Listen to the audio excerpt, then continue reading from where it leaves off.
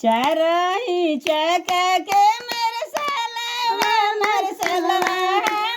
ससुर कस हो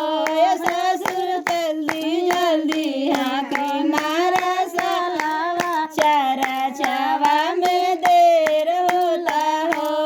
ससुर जल्दी जल्दी हाकी मारा सलवा चारा चावा में देर होला जसों से भवन पते घूमनी कतहु न चर्चा होला हो बउआ अगन में चर्चा चकाई अगनावे में गुरु आई है हो बउआ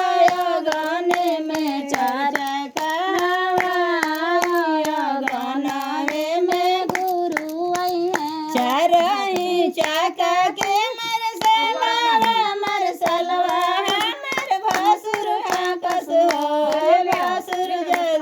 जल्दी हाकी मारा सलवा चारा चावा में देर होला हो सौसे भवन घूम आईली कतहु न चर्चा होला हो अगन में चर्चा करवाई अगनाए में गुरु आई है हो अगन में चर्चा चारही चका के मर सलवा मर जमिया कस हो सामी जल्दी जल्दी हाकी मारा सलवा चारा चावा में देर होला हो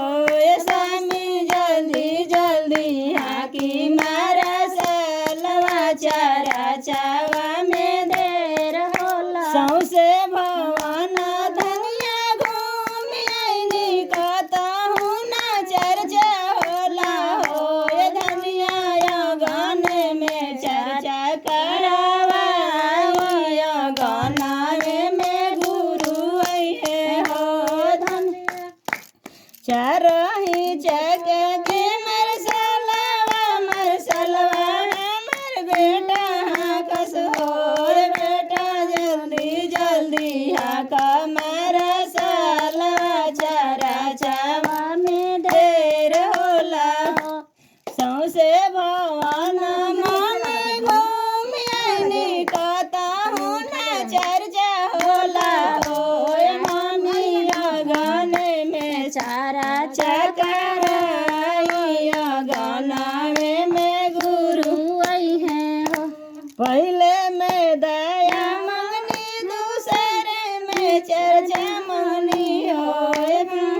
तीसरे में नमस्कार राग भला दोसर